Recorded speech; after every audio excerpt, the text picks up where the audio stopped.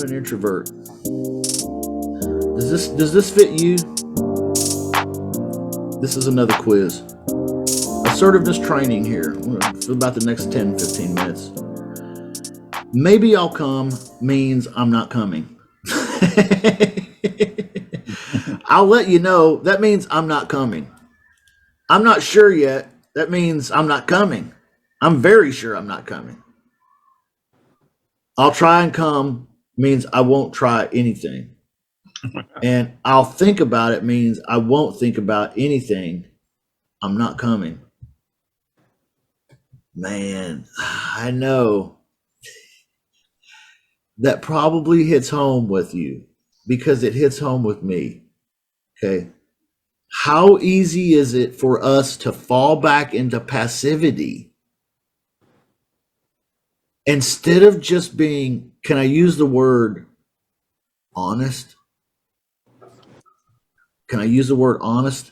So the very core of assertive attitude of shut up money, assertiveness training, the very core of it is not some kind of a magic pill or some kind of a spell or hypnotic trance I can put you in and give you some kind of extra boost of confidence. Really, assertiveness comes from a place of deep honesty. This is something I've had to develop in my life because I haven't always been this way. Okay. I was always the kind of guy that would want you to like me. I was always the kind of guy that would say what I thought you wanted to hear. If you wanted me to help you move on Saturday, even though I know that I can't because I already promised my wife that I would take her to lunch and it was really important to her, I saw her eyes light up when this is something I need to do, but you asked me, can I help you move? Well, yeah, I'll try to, man. I'll try to. When the answer is no, I'm not coming because I already have other plans. Okay.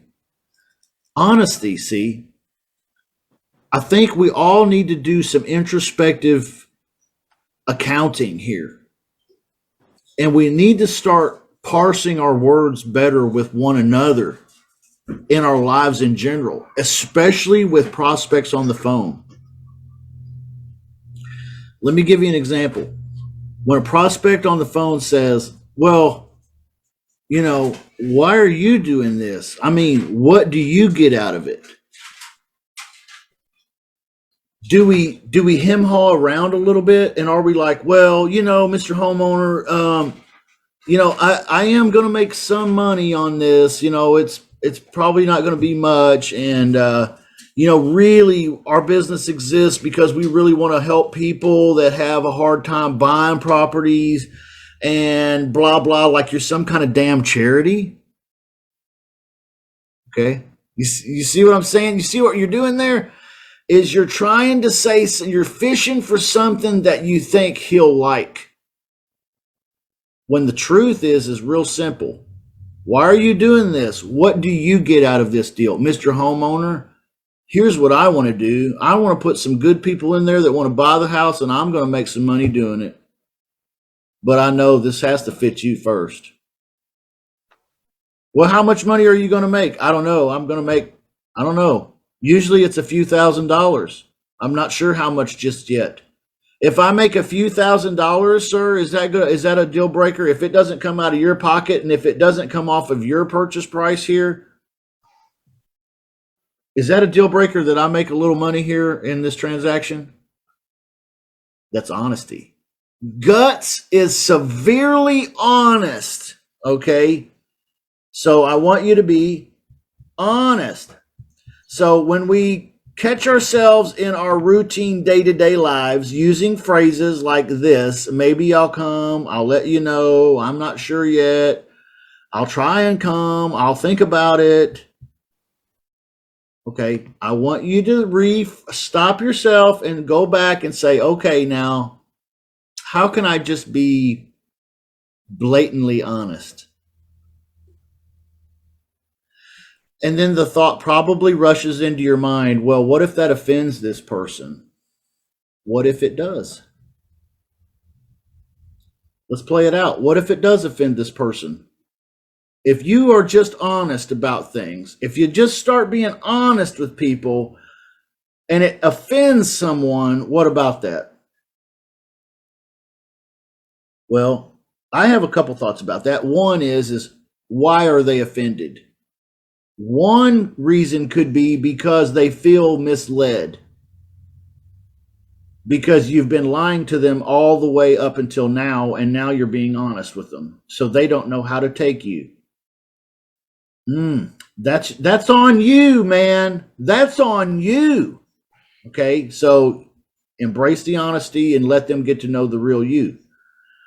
All right, I think that's possibly why they're offended. It's also possible they're offended because they're used to always controlling and having their way with you.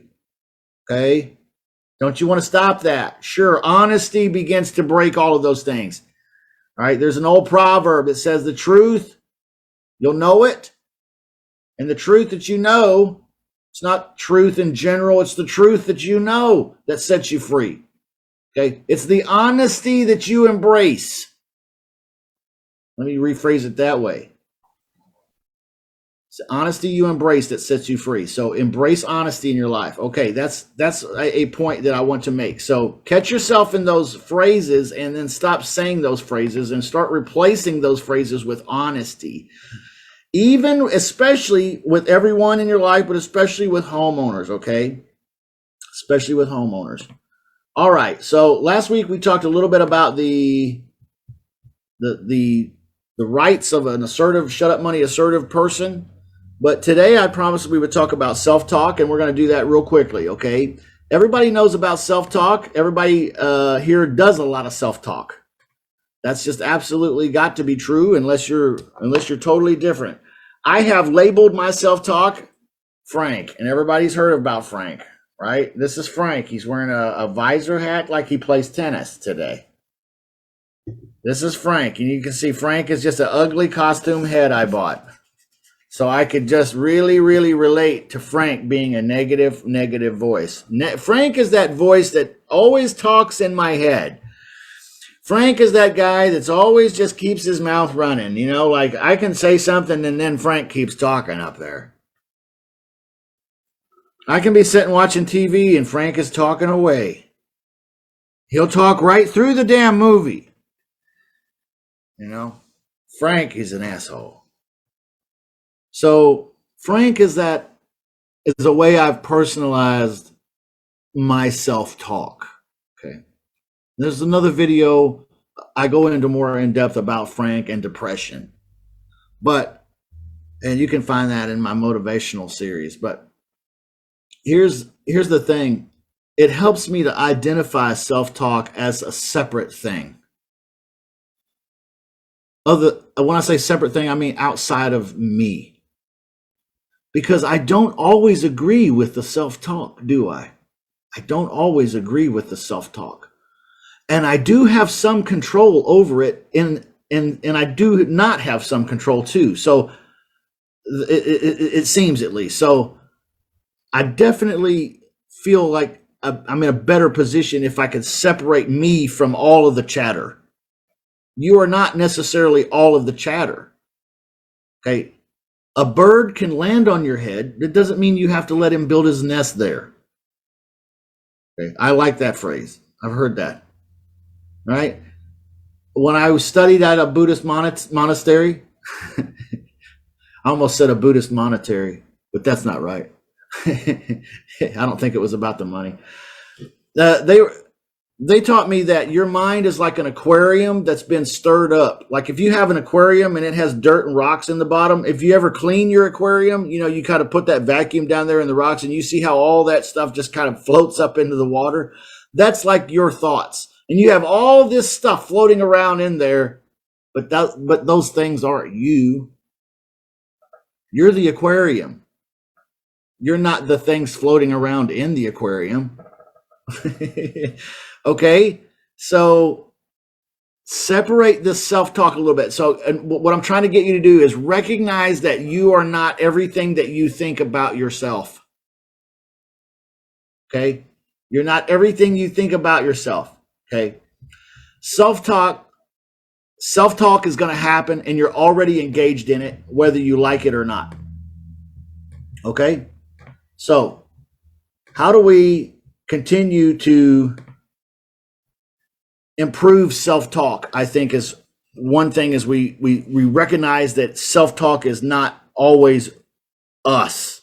It's thoughts. It's like your brain's a radio tuner and it's picking up this song and the other radio station. And well, that's not you. You could change the channel. So you can change your thoughts. You can change the self-talk. So I want you to write a few things down here if you're a note taker, okay? Because here's some like 14 positive statements that you need to start incorporating somehow into your self-talk, which means usually interrupting the thoughts by speaking the words, okay? If you have negative thoughts, start speaking positive words like these. I am strong. I am a confident communicator. Instead of listening to yourself, tell yourself, well, he probably won't hear me. He probably won't listen to me. He probably won't understand me. Stop those thoughts and replace it with a vocal, I am a strong, confident communicator. Okay, you see what I did there? I stopped the thought and I spoke the truth. You're teaching Frank to shut up, but you have to do it verbally. Frank will fight with you in your mind. If you're just having a thought war with Frank will kick your ass. But if you start speaking to Frank, no, I'm a strong, confident communicator. Okay, now Frank has to listen. Frank is weak. He doesn't have a voice. He can only think. Okay, the next thought. I am worthy and deserving of respect. So when you hear thoughts like, nobody likes you, you know you're not good enough to really do this. You know this isn't something that you really are qualified to do. You're not like those people. They're really good. No, Frank, I am worthy and deserving of everyone's respect. Okay. The next one. I easily express my thoughts, opinions, and desires. So when Frank says, you just kind of need to keep your ideas to yourself because no one wants to hear your ideas. No, Frank, I easily express my thoughts, opinions, and wants and desires. Here's the next one. I stand up for my rights. When Frank says, well,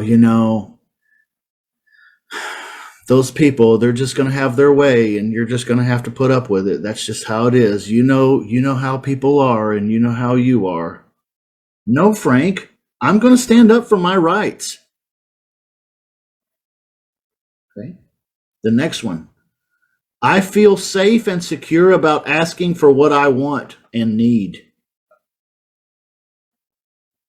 When Frank says, you don't need to ask for that because they're not going to give that to you anyway. You don't deserve that. And anyway, aren't you tired of asking for help? And are you asking people to assist you in this way or that way or to do this for you? And they're probably getting real sick of you. No, Frank, I definitely feel safe and secure about asking for what I want and for what I need.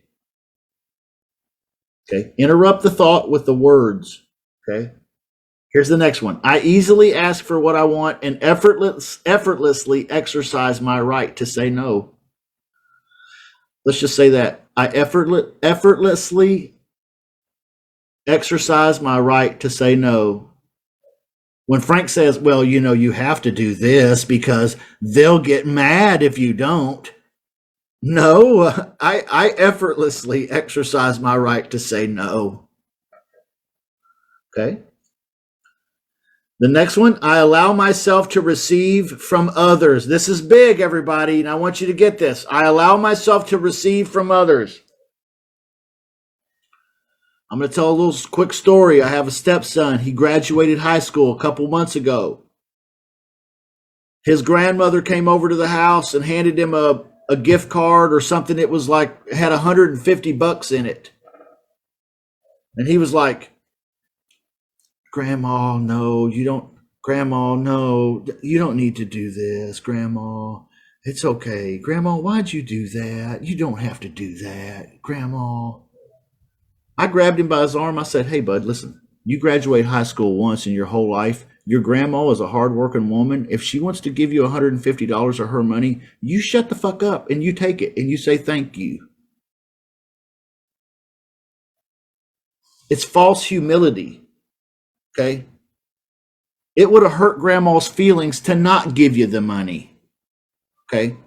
All right, let people be good to you. Let people bless you. Okay? Stop with all the, oh, don't know, I'm guilty of it too. There's a time for that. There's a time for the no, I don't want it. It's okay. No, you keep that for yourself. There's a time for that, but most of the time, when someone wants to give you something, it's polite to take it. Thank you. Thank you. My grandfather, on the other side, he was a preacher. He taught me this lesson in a unique way. People at the church would bring him stuff to eat, and because he didn't like it, he would throw it away. But because he didn't want to hurt their feelings, when they would ask him at church, the next time at church, they would say, hey, preacher, how did you like that green bean casserole we made you with the mystery meat? He'd say, oh, it hit the spot. It hit the spot. The spot he was talking about was a little circle he drew on the bottom of the garbage can. Okay. All right. So,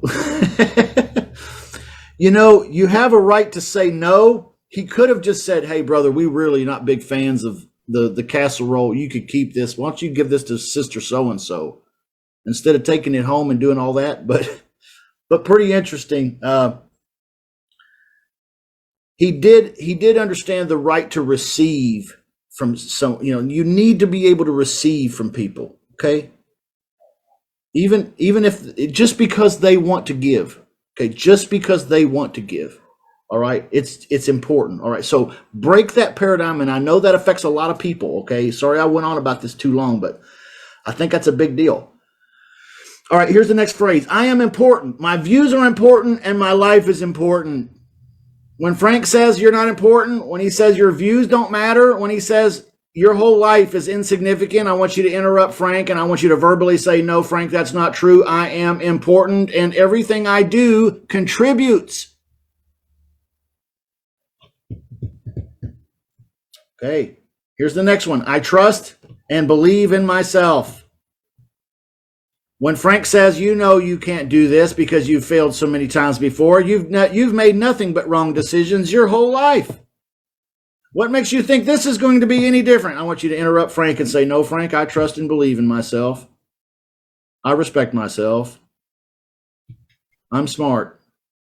I make good decisions. All right, the next phrase. I feel for other people, but it is not reason to be taken advantage of.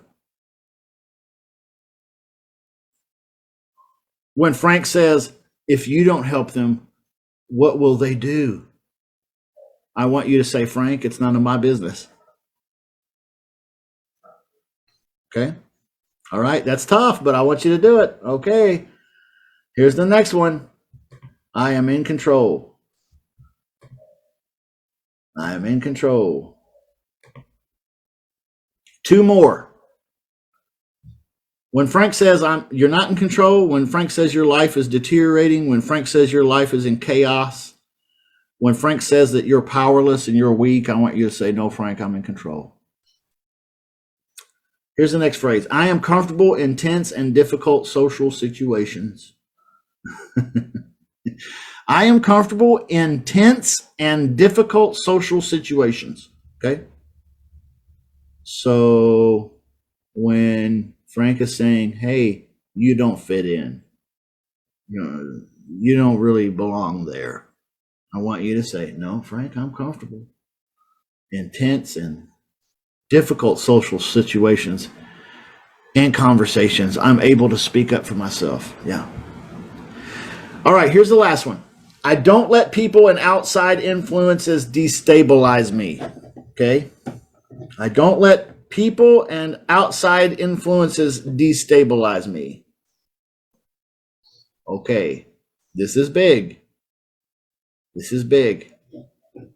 I have a lot of people come to me, and I'm guilty of it too, so I relate. Okay? But they come to me and they'll say, I was doing so good, and then so-and-so did this, and blam, my whole life. Okay. My question is why did you let that person have all that power? Okay. No one is allowed to wreck me from this moment forward. Oh, you might hurt me. I didn't say that.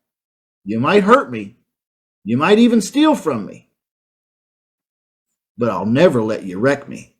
You can't destroy me because you don't have that power. Okay? Okay, Frank? They don't have that power. No one can ruin me. All right?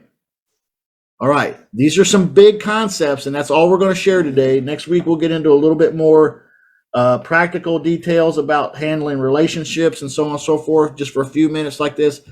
But that'll wrap up today's assertiveness training. What I would like you to do is I'd like you to try to be more cognizant this week of your self-talk, okay? And then try to plug in some positive things instead. Remember, interrupt thoughts with words, all right? Don't interrupt thoughts with thoughts. You're going to argue with Frank, and you're going to lose. So interrupt his, and sometimes you have to interrupt him more than once. All right? Let me tell you, you'll be glad you did, all right? You'll be very glad you did. Does anybody have any questions or thoughts about this particular topic right now before we wrap up? I have one thing that has to do with the thoughts and speaking, and it's a thing that I've learned through having to deal with addiction stuff. And part of it is if you talk to somebody about what they're going through and they have to think about, you ask them a question, they have to think about the question, and then they have to speak. So like, hey, you did great. You were sober for the last 10 days. What worked, right?